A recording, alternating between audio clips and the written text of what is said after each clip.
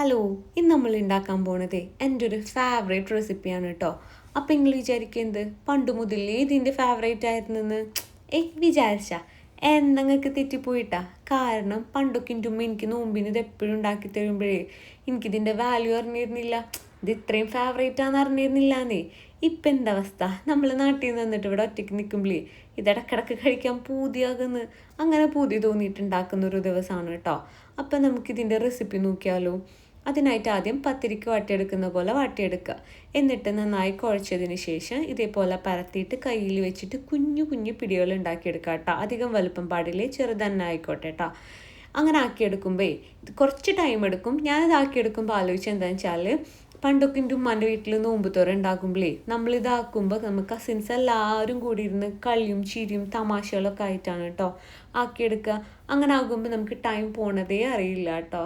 അങ്ങനെ അവസാനം ഞാനിപ്പോൾ ഇതൊറ്റക്ക് ആക്കിയെടുത്തതിന് ശേഷം നന്നായി സ്റ്റീം ചെയ്തെടുക്കുന്നുണ്ട്. സ്റ്റീം ചെയ്തെടുത്തിട്ട് തേങ്ങയുടെ രണ്ടാം പാലുണ്ടല്ലോ, ആ രണ്ടാം പാലിലേക്ക് പഞ്ചസാരയും ഉപ്പും പിന്നെ വേവിച്ചെടുത്ത പിടിയും കൂടിയും ചേർത്തിട്ട് മൂടി വെച്ചിട്ട് നന്നായിട്ടൊന്ന് തിളപ്പിച്ചെടുക്കുക. അതൊന്ന് തിളച്ച് വരുമ്പോൾ അതിനുശേഷം അതിലേക്ക് നമ്മൾ ചെറുതായിട്ട് കട്ട് ചെയ്തെടുത്തിട്ട് നെയ്യിൽ വാട്ടിയെടുത്ത നേന്ത്രപ്പഴം ഉണ്ടല്ലോ, അതും കൂടെ ചേർത്ത് കൊടുക്കുക കേട്ടോ. നിങ്ങൾക്ക് വേണമെങ്കിൽ ഡയറക്റ്റ് തന്നെ നേന്ത്രപ്പഴം ചേർത്ത് കൊടുക്കുക. ഞാനിപ്പോൾ വാട്ടിയെടുത്തതാണ്. അങ്ങനെ ചേർത്തിട്ട് പിന്നെ ഇതിലേക്ക് മറ്റേ ചെറിയ ജീരകം ഉണ്ടല്ലോ, അതായത് നല്ല ജീരകം, അതിൻ്റെ പൊടിയും അതുപോലെ തന്നെ ഏലക്കായുടെ പൊടിയും കൂടി ചേർത്ത് കൊടുത്ത് ഇളക്കിയെടുക്കുക. പിന്നെ നമ്മൾ ഫസ്റ്റത്തെ നല്ല കട്ടിയുള്ള ക്രീം പോലത്തെ തേങ്ങാപ്പാലുണ്ടല്ലോ, അതുകൂടെ ചേർത്ത് കൊടുക്കുക. എന്നിട്ട് തിളപ്പിക്കാൻ പാടില്ലേ, അങ്ങനെ തീ ഓഫ് ചെയ്ത് വെക്കുക കേട്ടോ. സാധനം റെഡി ആയി കഴിഞ്ഞിരിക്കണേ. എന്നിട്ട് അതിലേക്ക് നെയ്യിൽ കുറച്ച് ചെറിയ ഉള്ളിയും അണ്ടിപ്പരിപ്പും മുന്തിരിയും കൂടെ തൂമിച്ചൊഴിക്കുക.